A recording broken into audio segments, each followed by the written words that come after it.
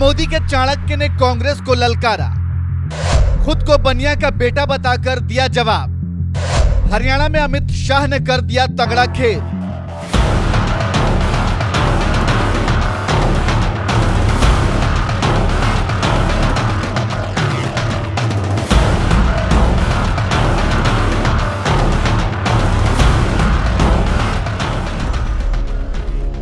देश में लगातार तीसरी बार सत्ता हासिल करने के बाद बीजेपी अब राज्यों में चुनाव जीतने के मिशन में जुट गई है, जिसमें अगला पड़ाव है राजधानी दिल्ली से सटा हरियाणा, जहां बीजेपी का असली मुकाबला कांग्रेस और आम आदमी पार्टी से है, जिन्हें चुनावी मैदान में धूल चटाने के लिए बीजेपी के चाणक्य कहे जाने वाले गृह मंत्री अमित शाह ने अभी से ही मोर्चा संभाल लिया और 16 जुलाई को ही हरियाणा की धरती पर कदम रखते हुए खुद को बनिया का बेटा बताकर कांग्रेस को खुली चुनौती दे दी है।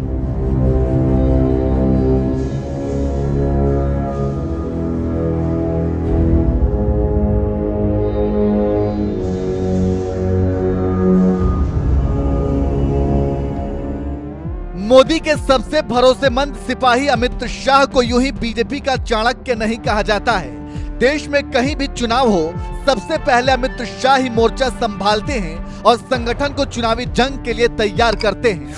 यही वजह है कि इसी साल नवंबर में होने जा रहे हरियाणा विधानसभा चुनाव के लिए अमित शाह को अभी से ही मोर्चे पर लगा दिया गया है। यही वजह है कि 16 जुलाई को ही हरियाणा की धरती पर कदम रखने वाले अमित शाह ने सबसे पहले ओबीसी समुदाय के लोगों को साधने की कोशिश की और महेंद्रगढ़ में आयोजित पिछड़ा वर्ग सम्मान सम्मेलन में जब दहाड़ना शुरू किया तो सबसे पहले दशकों तक हरियाणा में सरकार चला चुकी कांग्रेस को निशाने पर लिया और पूर्व मुख्यमंत्री भूपेंद्र सिंह हुड्डा को ललकारते हुए कहा कि मैं बनिया का बेटा हूं, पाई पाई का हिसाब लेकर आया हूं और चुनौती देता हूं कि हमारे 10 साल और आपके 10 साल लेकर हरियाणा की जनता के बीच आ जाइए। अभी मैं आया, रास्ते में अखबार देखता था, कल हुड्डा साहब ने घोषणा की है हरियाणा के गांव-गांव जाकर कांग्रेसी हिसाब मांगेगा। हिसाब मांगे हरियाणा। हुड्डा साहब, हम क्यों डेबिट रखें? मैं तो हिसाब लेकर आया हूं और यहां से चुनौती देता हूं हुड्डा साहब, हमारे 10 साल और आपके 10 साल का हिसाब लेकर हरियाणा की जनता के पास जाइए। और आज मैं हरियाणा के भाजपा के एक एक कार्यकर्ता का आह्वान करना चाहता हूं, हिसाब वो क्या मांगेंगे? हुड्डा साहब सुन लीजिए, मैं बनिया का बेटा हूं, पाई पाई का हिसाब लेकर आया हूं, पाई पाई का हिसाब।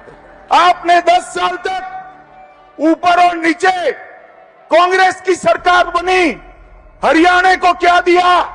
सिर्फ 41,000 करोड़ रुपया दिया। भाई और बहनों, कितना दिया?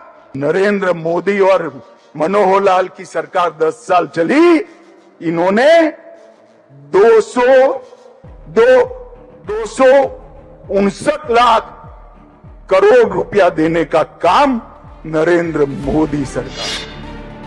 हरियाणा के चुनावी मैदान में उतरी बीजेपी पिछड़ा वोट बैंक साधने की कोशिश यूं ही नहीं कर रही है। लोकसभा चुनाव से ठीक पहले मोदी ने जहां मनोहर खट्टर को सीएम पद से हटाकर ओबीसी समाज से आने वाले नायब सैनी को मुख्यमंत्री बना दिया, तो वहीं अब पिछड़ा वर्ग सम्मान सम्मेलन के जरिए पिछड़ा समाज को साधने की कोशिश कर रही है, क्योंकि ये बात बीजेपी भी अच्छी तरह से जानती है कि हरियाणा में 22% जाट वोट बैंक के बाद सबसे ज्यादा 21% पिछड़ा वोट है। इसलिए अमित शाह ने इसी कार्यक्रम में पिछड़ा समुदाय के लिए बड़ा ऐलान करते हुए कह दिया, क्रीमी लेयर की सीमा 6 लाख से बढ़ाकर 8 लाख कर दिया गया है। तो वहीं पंचायतों के साथ ही म्युनिसिपल कॉर्पोरेशन में भी ग्रुप ए के लिए 8%, ग्रुप बी के लिए 5% आरक्षण का प्रावधान कर दिया गया है। सबसे पहला निर्णय, क्रीमी लेयर की सीमा 6 लाख से बढ़ाकर 8 लाख करने का निर्णय नायब सिंह सैनी भाजपा सरकार ने किया है। इसके साथ साथ 8 लाख गिनने में तनख्वाह भी नहीं गिनी जाएगी और कृषि की आय भी नहीं गिनी जाएगी। अब हर बच्चे को ओबीसी का फायदा मिलेगा। अब तक पंचायतों में जो रिजर्वेशन था उसको भी बदलने का फैसला किया है।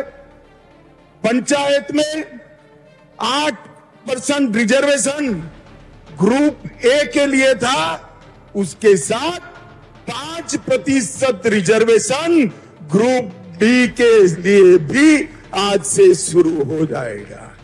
इससे बहुत बड़े हरियाणा की जनता को ये आरक्षण का फायदा मिलेगा। रिजर्वेशन म्युनिसिपल कॉर्पोरेशन में भी 5% ग्रुप बी के लिए शुरू होगा, 8% जज का 10 रहेगा और ग्रुप बी का रिजर्वेशन 5% ज्यादा मिलेगा।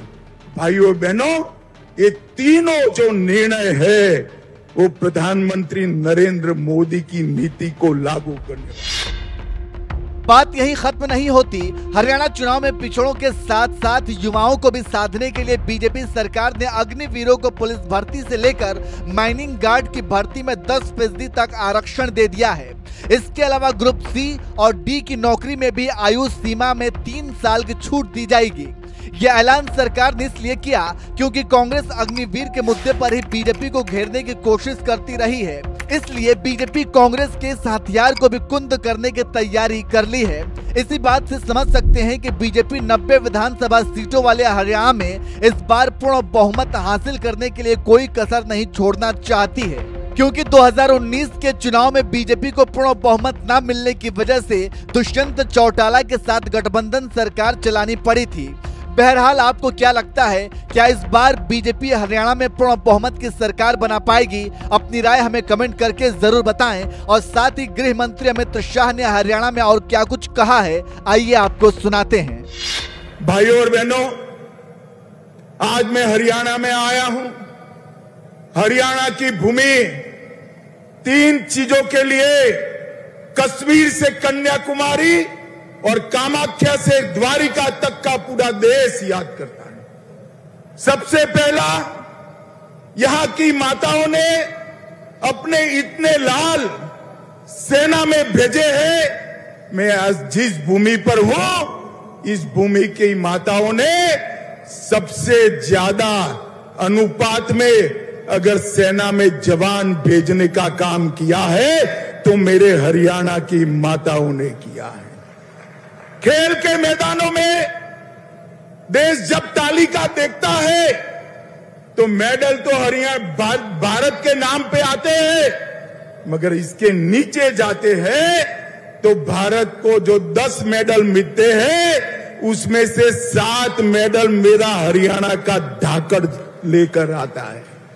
और तीसरा, देश अन्न के क्षेत्र में आत्मनिर्भर नहीं था।